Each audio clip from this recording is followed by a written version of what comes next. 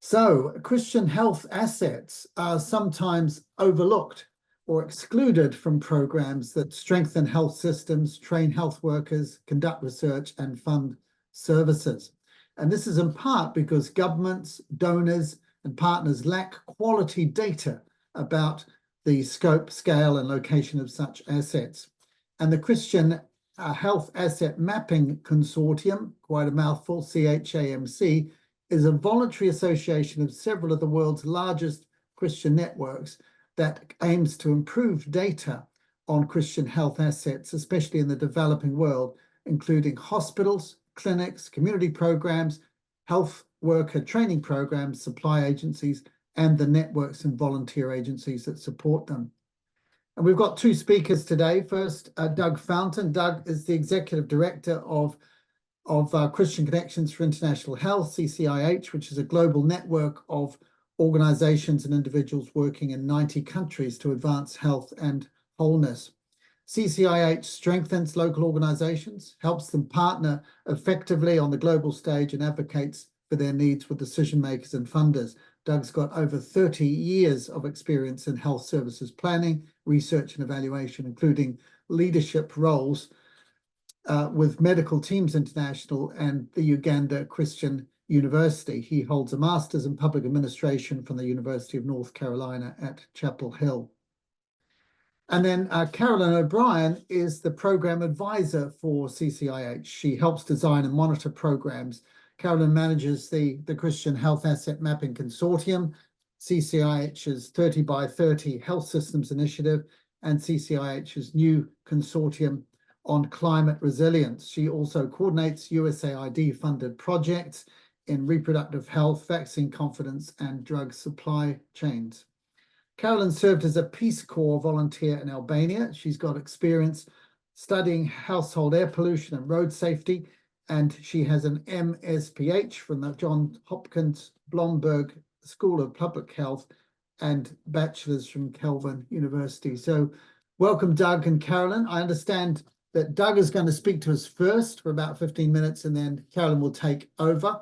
And then after that, both of them will join us for the Q&A. So please put your questions in at any time. Thanks. Thanks very much. Over to you. Thanks very much, Peter, and good morning, good afternoon, good evening to everybody who's participating with us today. I really want to say thank you to the International Christian Medical and Dental Association for its voice and its leadership and its participation in this effort. And I certainly appreciate the leadership that Dr. Peter Saunders provides. Though, Peter, when you introduced me and you said over 30 years of experience, it made me feel suddenly a little tired. So thank you for the introduction, though. Let's go ahead and proceed today. So we are going to talk about information advocacy, filling gaps in data. And our plan today, go ahead to the next slide. Our plan today is to talk about the background, the why, who, and what of the Christian Health Asset Mapping Consortium. What have we learned from existing data development, and then talk about priorities for near and longer term development, and then leave time for some discussion at the end. First, I want to almost apologize for the fact that sometimes I switch from referring to faith-based to Christian. So we are Christian Connections, and this is the Christian Health Asset Mapping Consortium. However, we find in this modern society, data quality issues are not limited to the Christians working in this space. And as a consortium, we start where we have strength and primary interest, the Christian health landscape, but we know that our ideas and tools have broader purpose with other actors who share commitment to faith-inspired and life-affirming services. So this work should be good for everybody. We work in WHO, USAID, and other donor environments where we refer to faith-based. So please forgive me if I switch between those two words. Okay, why does this matter? Just to set some context, and I've got just 3 slides to make the point of why this matters for us. First, I think all of us on this webinar know that Christian organizations provide a substantial share of health services, reflecting the ministry of the church, reaching the last mile be that in remote villages or urban slums or marginalized communities. Christian organizations donate medicines, train health workers, respond in emergencies, and then, of course, keeping in mind the nature of ICMDA, mobilizing individuals and deploying health workers who carry their faith into a variety of contexts is also part of what we're good at. Governments, partners, and donors need timely data on Christian services. Scope, scale, and nature, basic information to connect for partnerships. And as Peter said in the introduction, a lack of data about those services leads to their undercounting and exclusion from planning, partnerships, and research.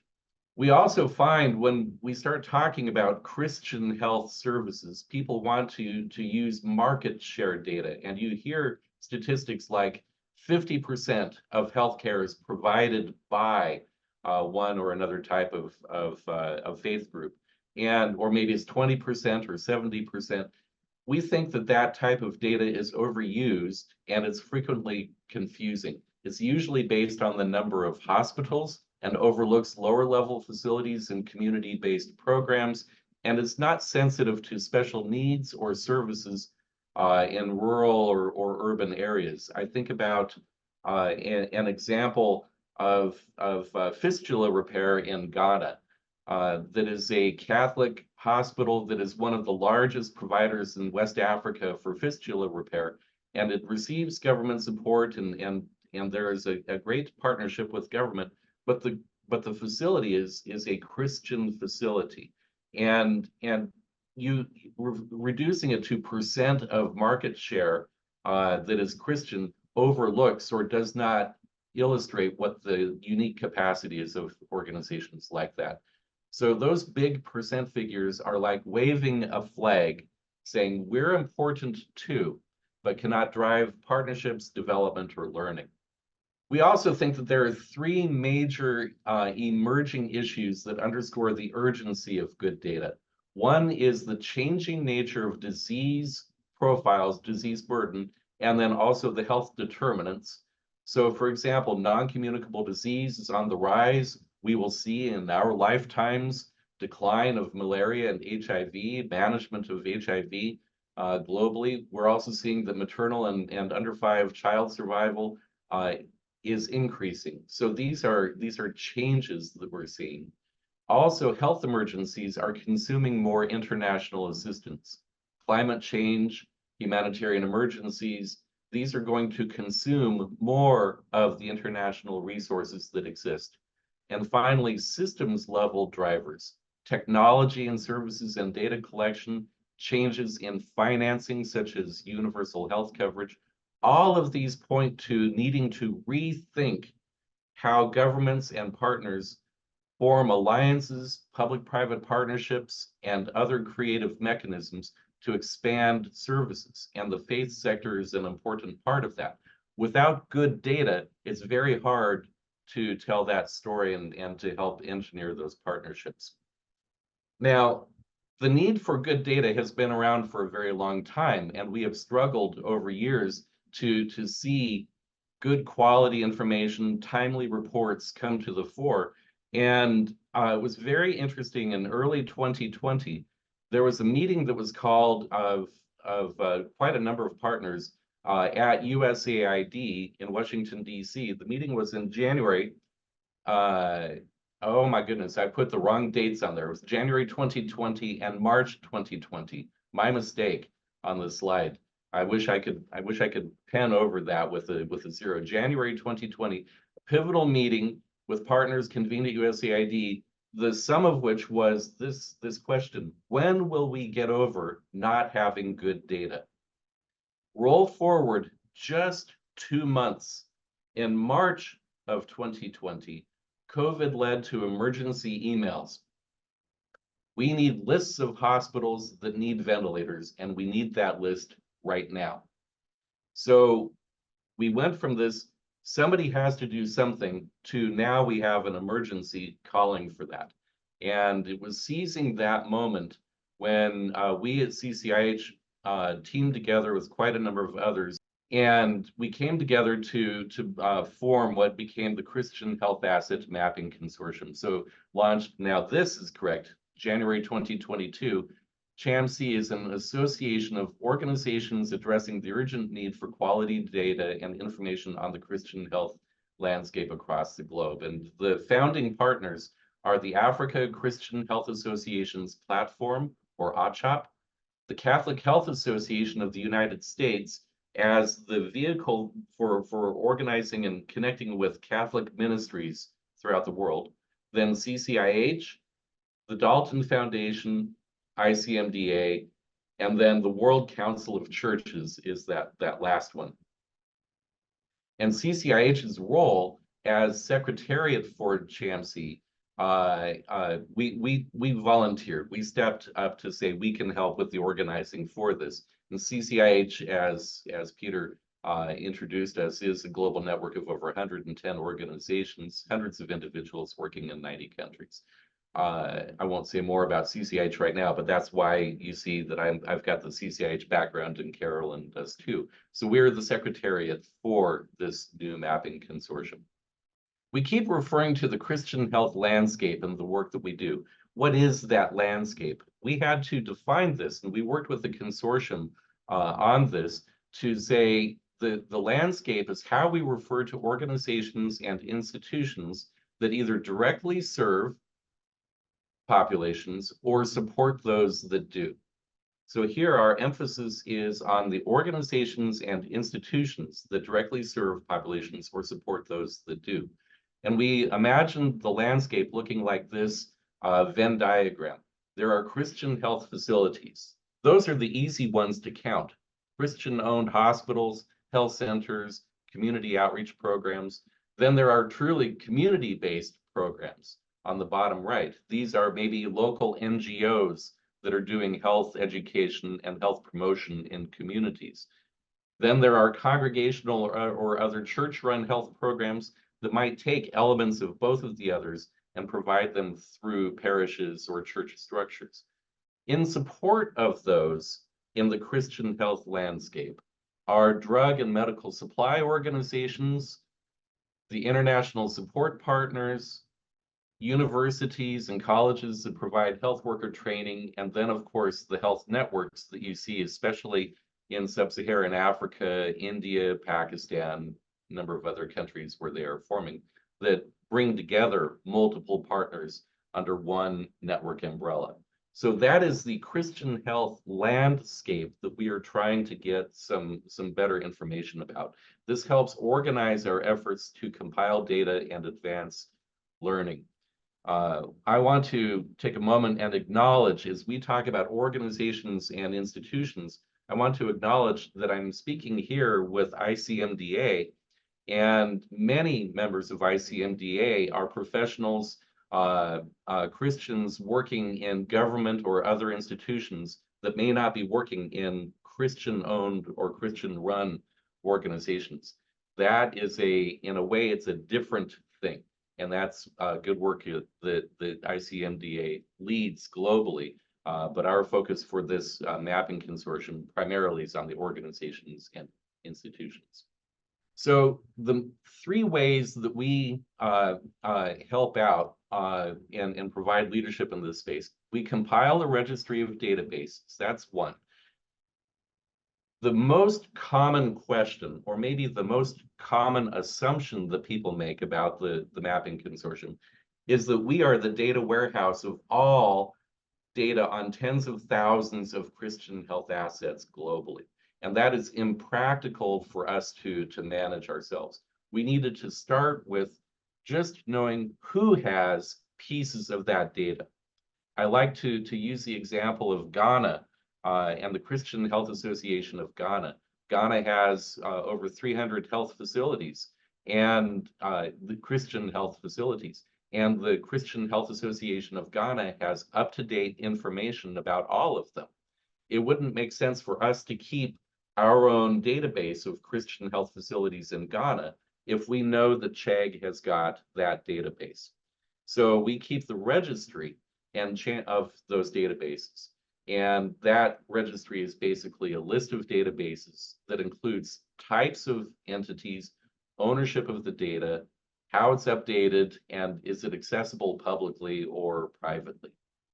The second thing that we do is we share analyses to help decision makers.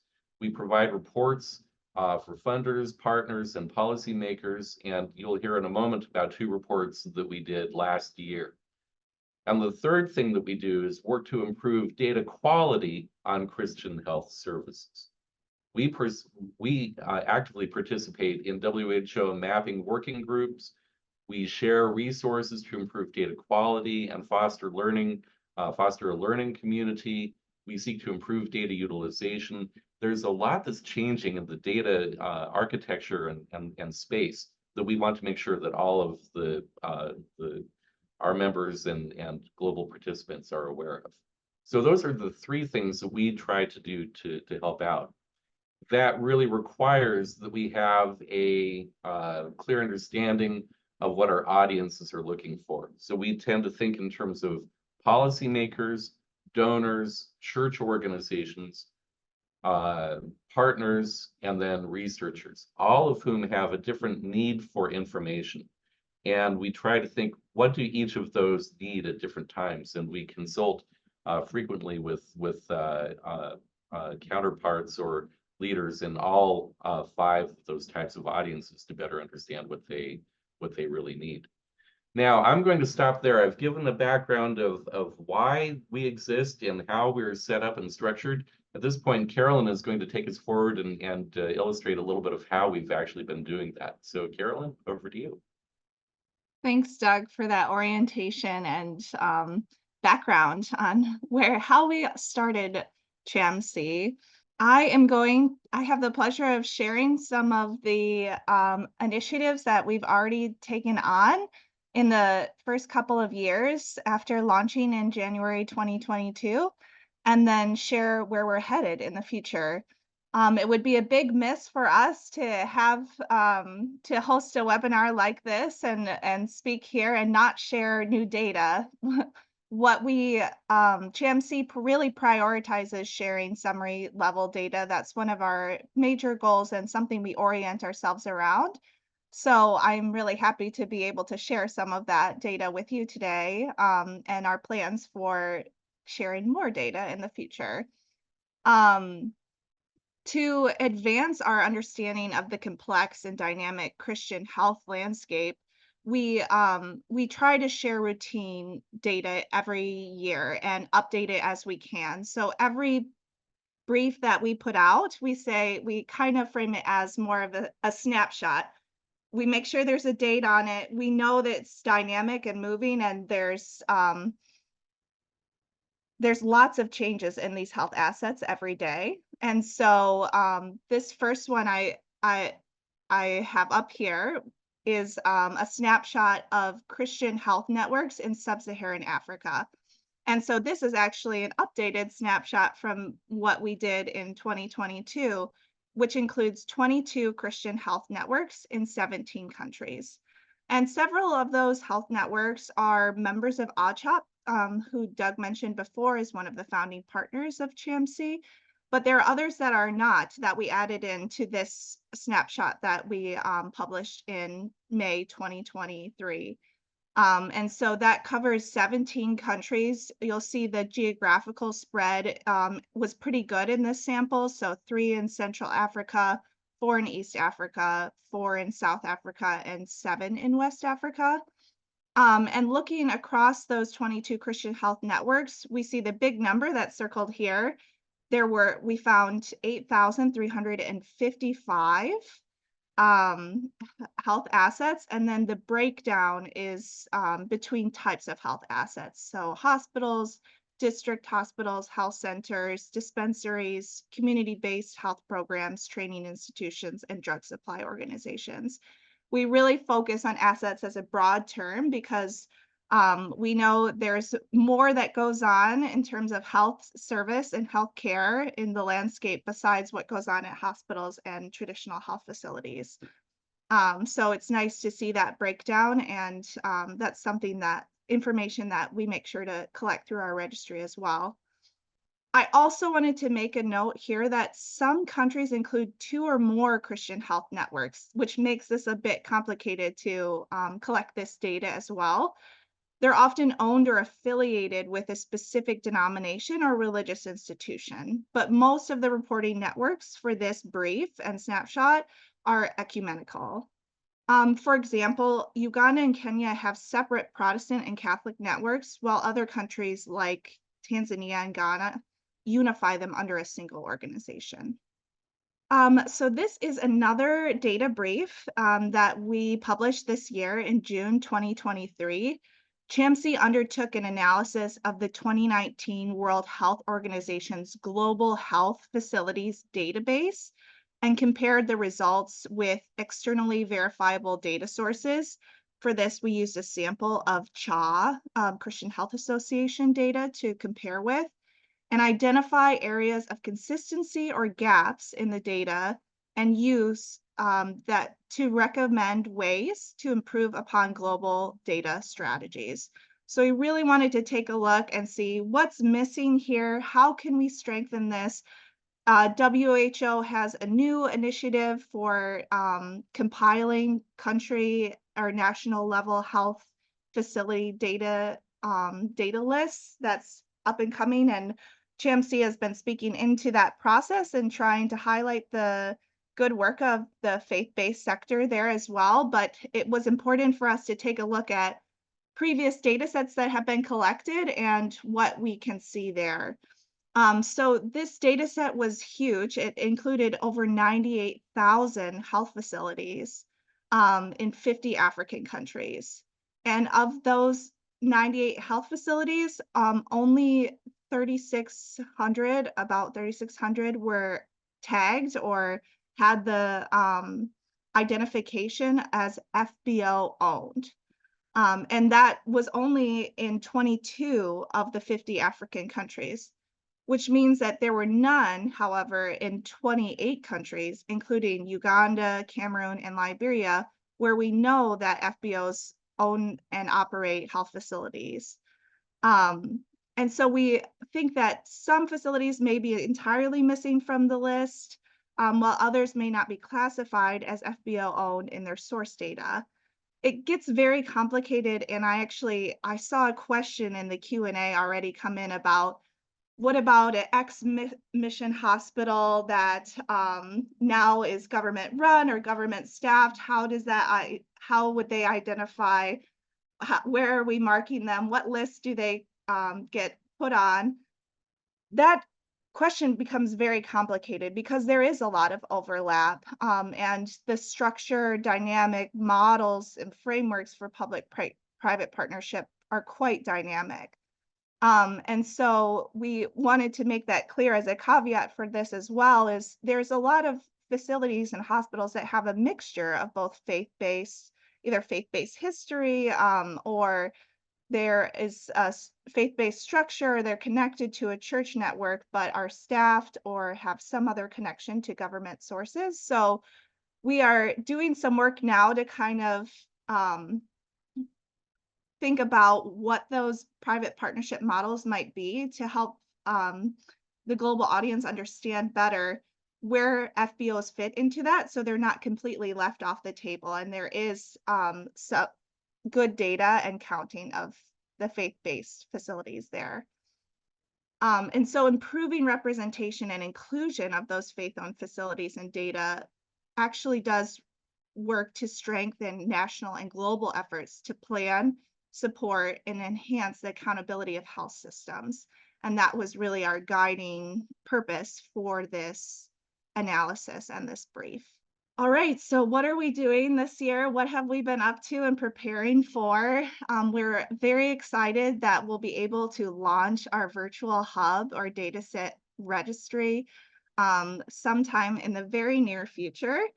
And Doug mentioned in the background and explaining the goals for this consortium, this is a major initiative that we really orient ourselves around, is having this central data set registry. And again, it is not a data warehouse.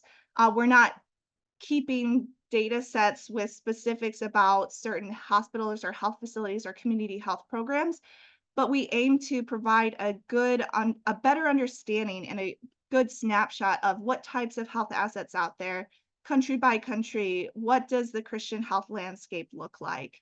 And so this is on this slide is just a screenshot of what we're looking to, what one would fill out if you were to submit a registry entry into the virtual hub.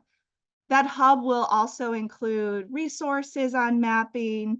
All the briefs that we have published will be stored there as well. There'll be opportunities to connect with the consortium. We have a listserv or Google group that people who are interested in this work, you can join, and that's the first place where we share data briefs and updates about the consortium. So there's all that information will be on the hub, and we hope to circulate that soon. All right, and the next thing we're working on is our faith-based community health program inventory. As I mentioned, even when we were talking about our Sub-Saharan Africa data brief and looking through the different types of health assets, we know that FBOs deliver a substantial amount of healthcare through community health programs, although they are often not included in quantification of health services. Oftentimes these national lists are really facility and hospital based and leave off those important assets that serve a huge chunk of the community through specific ways. So we've put in some time to do research on different FBOs who run faith-based community health programs.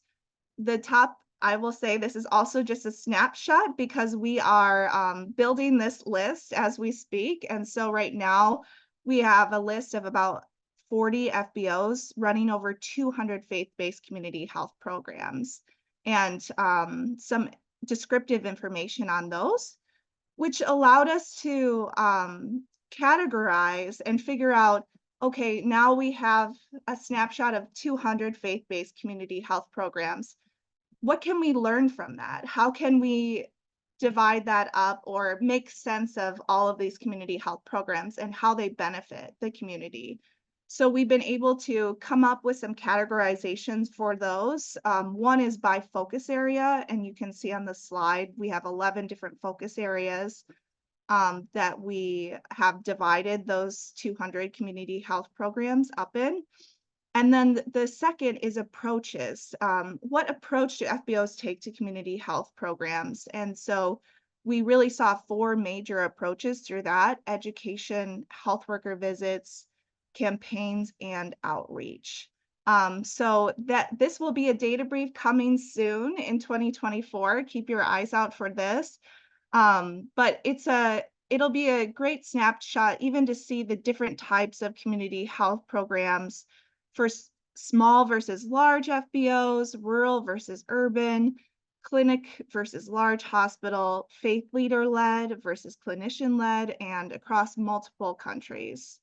And the last priority I'll touch on is everything I've really mentioned up until this point has been very Africa-centric, and we recognize that, and we know we need to expand and do a better job of capturing other regions and what Christian health assets exist there as well.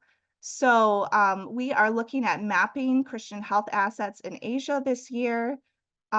We are really trying to advance a supportive data infrastructure in Asia.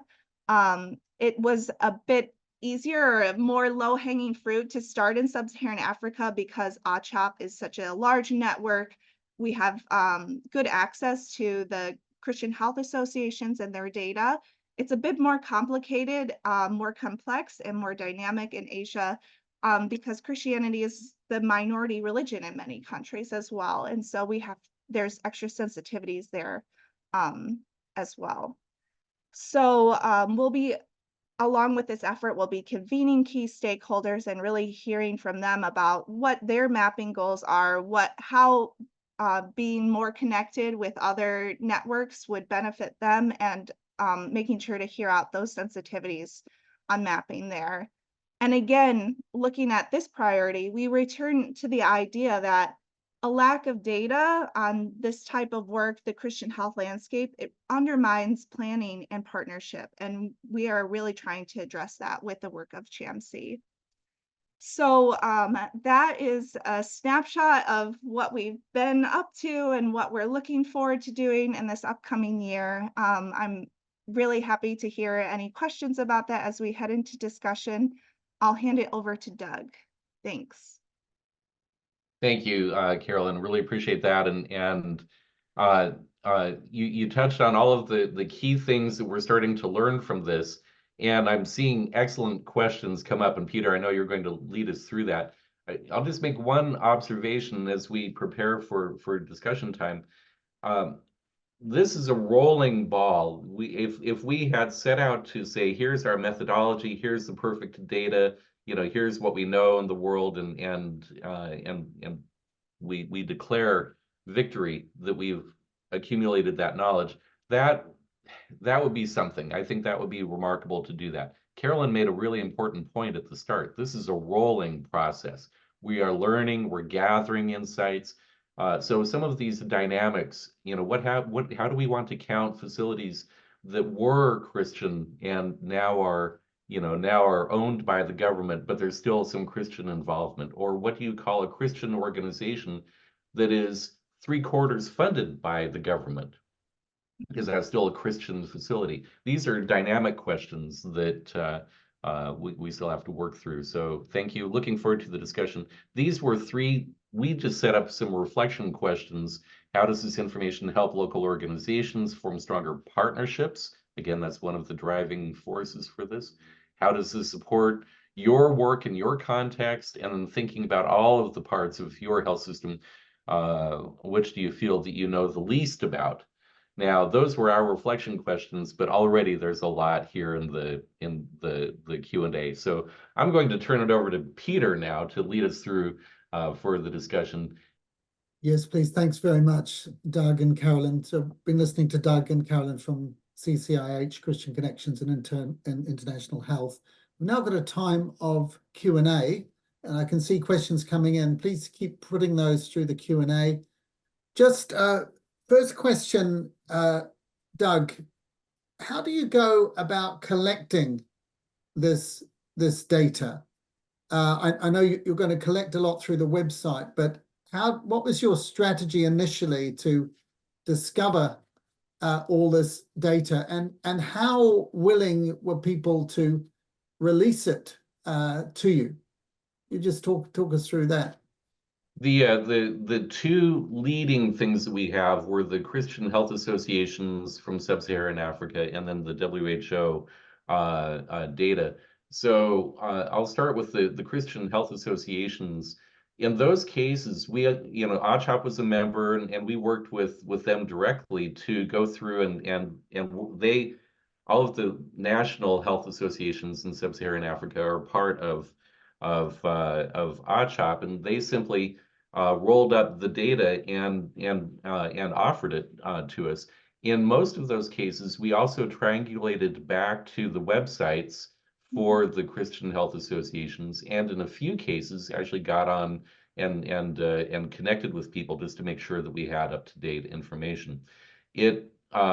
When you're dealing at a systems level or with a multi-facility network, it's not difficult to get counts of things. And fortunately, the framework that we shared, the Carolyn had that summary table with the types of hospitals and health centers, et cetera, was already in existence. And because that existed, that was comparatively easy then for us to almost make a standard.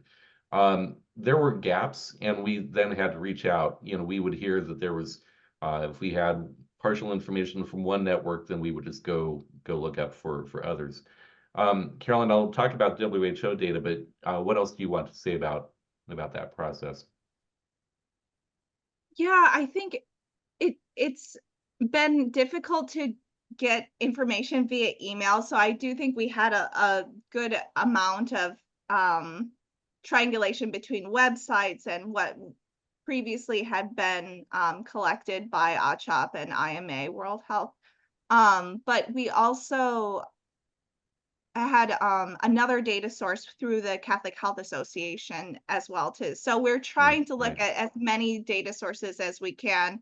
And then we Doug and I were just mentioning this yesterday. There's nothing that motivates people like seeing a list and seeing that you're not on that list. And so our first iteration did miss a few networks, and we were able to collect that data because we also heard from people, hey, I have this network in this country. Make sure I'm on the next iteration of this list. And we're very happy to hear those things as well. Or the data was old. You know, the number that got Yeah. circulated was an old number, and somebody says that's not right. Terrific, then send us the new number. So this is where the registry is going to be helpful, because then we can direct people to a place where they can put in something to keep it up to date. The WHO data, the master facility list file is a publicly accessible file. The hard thing is figuring out how to analyze it. And so we actually did that. And I'll just mention one of the questions that came up in here is about that 3,680 facilities. That is a woefully small number, and but that is because of the tag that WHO database used, that comes from the ministries of health, that either, I can put it this way, they either correctly identified faith-based facilities as faith-based, or they lump them into private nonprofit, or they might have even counted them as public if they have a lot of public resources going to them. So you couldn't differentiate clearly if just because it's coded as public or private nonprofit doesn't mean that it's not faith-based. So this is where we have to keep working at improving data quality at the national levels for that. I noticed the WHO data was for 50 countries, of which they said 22 were faith-based, but they missed out countries like Uganda and Liberia. You looked at data from 17 countries, but overall you had more than twice the number of Christian or faith-based facilities. So that tells us quite a lot. But in the other 28 countries where WHO found none, we know with the exception of Uganda and Liberia, and that there was one other, are we to believe that the other countries are places without a significant Christian health presence, or have they just not been counted? What sort of countries are we talking about there? Well, so I think, you know, Carolyn mentioned Uganda, Liberia, Cameroon are three that, according to the analysis of the data set, have no faith-based facilities. That is either because, and Carolyn nailed it right when she said it, is either because they are coded as something else, like they're coded as private nonprofit or as public, or they might be missing entirely. And we don't know in some of those cases. But it's true, if we say we know the truth is here, and the analysis of the database shows this here, then, and this is the one that everybody's using for system planning, then we have a gap to make up. And that's the thing that we have to do, is raise the quality of the data and make sure that we're advocating for tools so that we can get accurate measurements and reflect the true nature of the health system for WHO. That's a whole other discussion as to how we do that. Doug, a huge amount has been achieved already. There's a lot more to go. There's one question here. Do you have the resources necessary to complete the work and maintain the effort? How have you managed to sustain it so far on top of everything else that you're doing at CCIH? Thank you for the question. I can directly say that we have we've had to raise our own internal resources and find partners to help us just with the little bit of funding. But we have some gaps. The things that we hope to be able to do, we can't do without additional support. There was a question that came, or let me back up. We started with Africa because, as Carolyn said, it was an easy place to start. moving to Asia and starting the discussion, convening leaders, starting to see what data availability is, that takes resources. So we went out and found a small grant to help us be able to start that process. We have right now no funding that's able to help us get a start on Latin America. I know that was one of the questions, but at least we're moving where we can now with the resources that we've got. The effort on community-based services that Carolyn identified, that's been because we have a star intern and we have dedicated some staff time to support that. So we need the consortium and we need other people to join in with us to pull this along. Yeah. And you've answered the question about Latin America already, that resources allowing, you'll be moving on to that in time after Asia as well. Absolutely. Can you give us a kind of overview of how much of the health services in Africa, Asia, Latin America are supplied by Christian health assets? I know you've said percentages are misleading, but just some kind of rough overview. How significant are they in these places? Yeah, I can.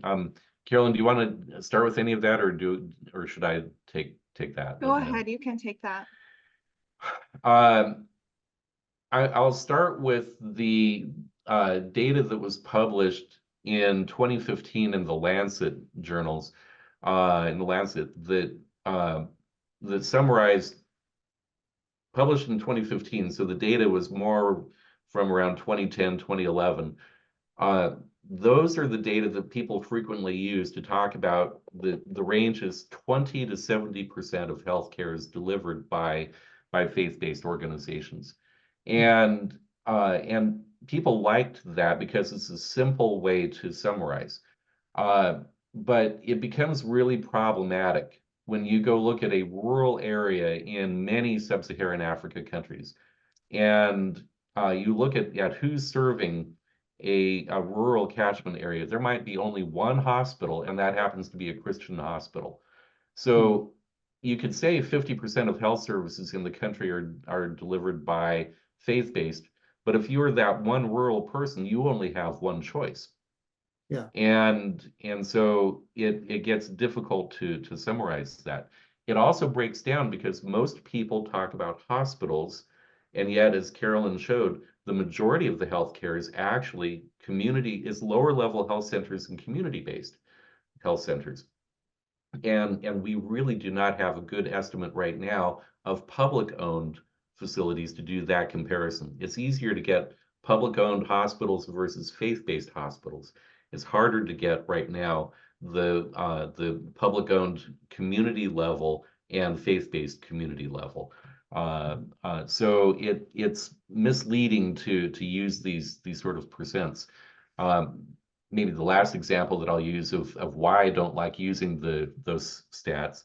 One of our colleagues on the mapping consortium with World Council of Churches, Mwai Makoka, talks about when he was in Malawi, there was one health center that specialized in serving people who are hearing impaired, serving a deaf population in Malawi.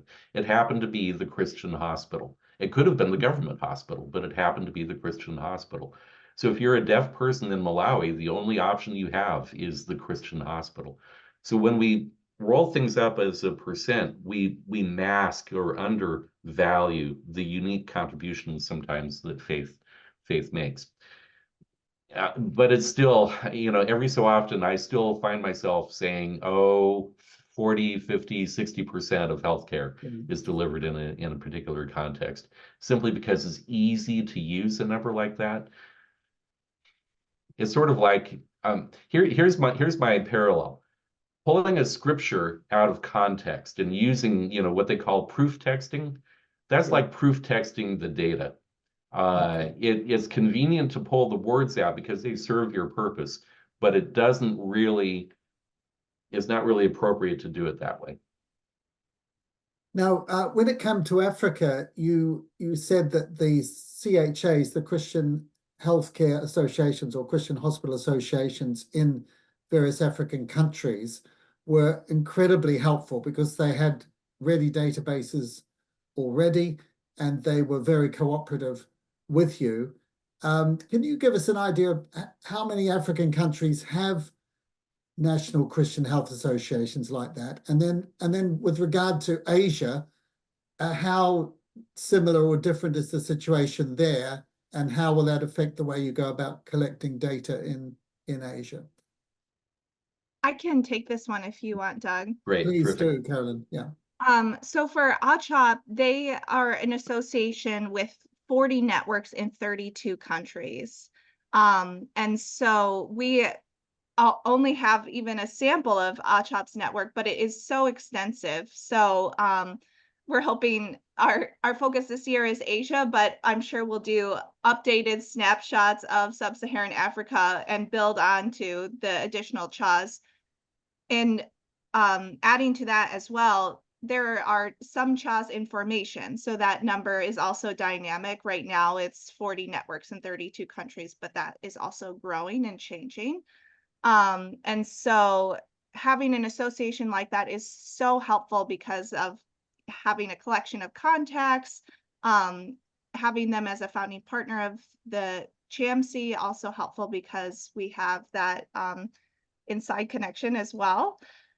For Asia, there is not something similar. So there are Christian health associations in Asia. India and Pakistan are two examples of those, and we are well connected with them. But in some of the other countries, there's not that same type of organization. And so that's what we're really hoping to do a deeper dive on this year. Because it is, and I'm seeing in the chat, Nepal as well has one. That's helpful information. Thank you. So we are taking a deeper dive into that for this upcoming year. Yeah, it's also dynamic, if I can say, because just in sub-Saharan Africa, where there are Christian health associations, not all of the associations have robust data sets. Some of them have a number of facilities, but what do we know about the health facilities, or what level of data is available about them varies. But the countries that don't have national health associations, Christian health associations, may be in the process of forming something. So countries like Madagascar or Angola or South Sudan, there's been work in trying to set things moving in South Sudan. You can expect to see some growth in those. Otherwise, we count sometimes on the church networks. And if the Lutheran church or the Pentecostal church has a grouping, then we can go to that grouping and try to learn what they've got within that grouping. Thanks. Can we talk a bit about the practical applications of this? There'll be some people asking, okay, this is great, but why?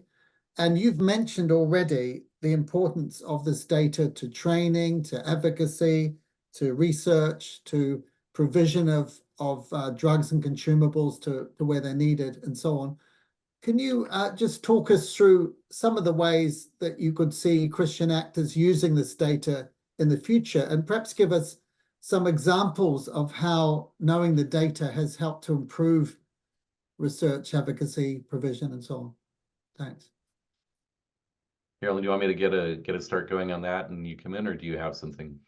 I would just add to the list that you had, Peter, of the ways that we can use it is also pandemic preparedness, emergency preparedness. Having this here, it was a clear gap during COVID. I mean, part of what got this idea started was just the emergency request for data. So this is a really important piece of preparing for what's next. And we know with climate crisis, there is an increasing amount of emergencies in the future. And so just adding to that list of that's one very practical application for this updated and quality data.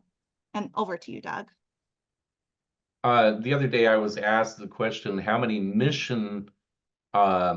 mission-backed health institutions are there in I think the context was Africa, or maybe the context was even the world. And that's a very difficult question to answer because the way that we look at it, we say if somebody identifies as Christian, they may or may not be backed by missions. And this was an international organization trying to figure out who are the mission hospitals and mission healthcare that are provided. Well, what do you mean by that? Is it the ones where there's partnerships from overseas agencies to send missionaries? Is that what's referred to, or is it, you know, anything that is Christian? Because often people don't, if they think about the mission connections, they think about something that is perhaps much smaller than the total Christian-owned health sector. I use the example of Kenya. If you talk to people about how many Christian or mission hospitals they are, people can list off maybe half a dozen, but there are in fact hundreds. And if you add up all of the Christian facilities at all different levels, there's nearly 1,000 facilities. And it just doesn't make the count. So advocacy for missions-minded people is one.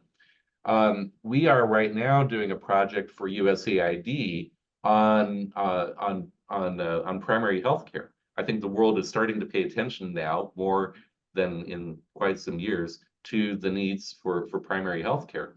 But the focus up to now has all been on public sector resources. They're thinking, how do we equip, fund, and support public-run primary health care?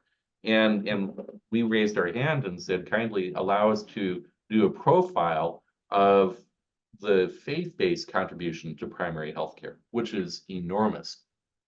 So we'll use the data that we've gathered here to help illustrate the point, and then we'll go deeper and describe what that looks like. So that's a very tangible example of how advocacy will matter. At the national level, I really do hope to see local health system authorities and experts come together and use the data to advocate for their needs. Often, if the government is doing a training program in an area, they might, maybe it's training on management of childhood illness in a region of a country. They might think about reaching the public sector facilities.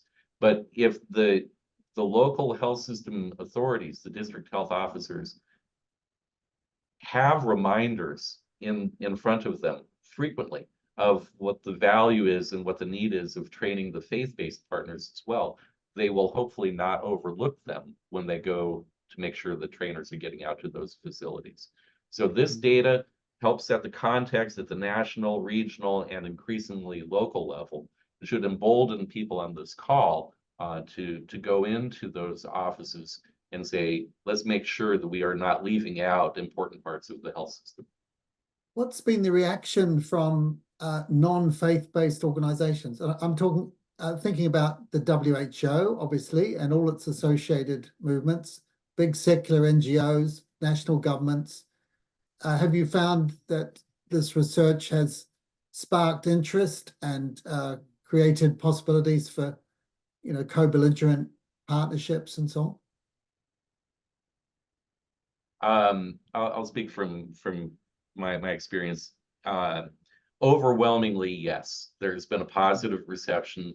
The providing concrete information about the scope, scale, and location of faith-based assets really, people refer to it with language like, well, that's an eye-opener, or you've helped me become aware of something that didn't exist.